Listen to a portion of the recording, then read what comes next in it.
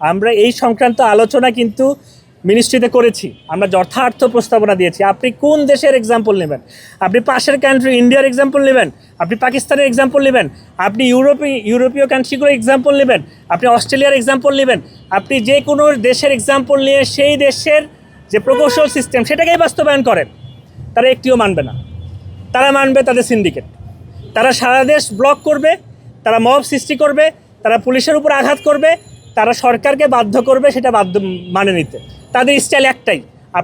আপনাদের মাধ্যমে আমি এই মেসেজ আবারও দিচ্ছি, আপনারাও বারবার ইনভেস্টিগেট করেন। প্রত্যেকটা সেক্টর নিয়ে আপনারা ইনভেস্টিগেট করে কোনটা করা উচিত এটা দেন, আপনারা পাবলিশ করেন, তারা সেটাও মানবে না। 5ই আগস্টে অভ্যুত্থানের পরে আমরা প্রকৌশল খাতে যে অনিয়ম, যে অন্যায়, যে সিন্ডিকেটের দৌরাত্ম্য ছিল তার বিরুদ্ধে কথা বলা শুরু করেছি দীর্ঘ 6 মাস আগে। আমরা স্পষ্টত প্রত্যেকটা সেক্টরে কিভাবে ধীরে ধীরে সেক্টরগুলোকে ধ্বংস করে অযোগ্য এবং দুর্নীতিবাজরা সেক্টরগুলো দখল করেছে, একটি ওয়ার্কিং কমিটি গঠন করে। আপনারা একটা জিনিস খেয়াল করেন যে প্রত্যেকটি কমিটি কিন্তু একই সাথে বিএসসি ইঞ্জিনিয়ার এবং ডিপ্লোমা তাদের মতামতের ভিত্তিতে এবং তাদের অংশগ্রহণপূর্বক একটি কমিটি গঠন করা হয়েছে এবং তখন থেকেই 2-1 দিন ইন্টারভেল করে করে কিন্তু কমিটিগুলোর মিটিং সম্পাদন করা হচ্ছে।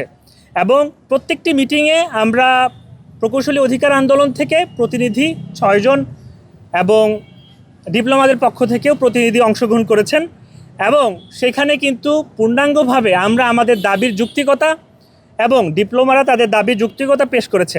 আমাদেরকে বোঝানো হয়েছে 1 মাসের মধ্যে এই সমস্যার সমাধান করা হবে, কিন্তু সেটা না করে পুনরায় একটি অকার্যকর কমিটি গঠনকে আমরা নিন্দাবাদ জানাই এবং এই কমিটি আমরা প্রত্যাখ্যান করি। তখন ডিপ্লোমাদের যে সিন্ডিকেট অথবা ডিপ্লোমার যে নেতৃবৃন্দ তারা কিন্তু কমিটির সামনে তাদের যে 7 দফা তার পক্ষে যে যুক্তি প্রদান করেছে সেই যুক্তি খুবই দুর্বল এবং অসামঞ্জস্যপূর্ণ হিসেবে প্রতীয়মান হয়েছে, বরং অসারতা সামনে এসেছে। তখন কিন্তু তারা সেই পূর্ব পরিকল্পিত এবং পূর্বে তাদের যে চিরাচরিত রূপ সেই রূপে কিন্তু তারা আন্দোলনে ফিরেছে। আমরা স্পষ্টভাবে বলতে চাই, যেই কথার ভিত্তিতে এই পলিটেকনিক ছাত্রদেরকে আনা হয়েছে তার সম্পূর্ণটাই মিথ্যা এবং তারা আজকে মিনিস্ট্রিতে মিটিংয়ের মধ্যে তারা সেখানে ইনভাইটেড ছিল 6 থেকে 8 জন, কিন্তু সেখানে তারা প্রায় 20 জনের মতো উপস্থিত হয়ে সেখানেও একটি মব ক্রিয়েট করেছে। মন্ত্রণালয়ের কোনো কমিটি, বিশ্ববিদ্যালয়ের কোনো ভিসি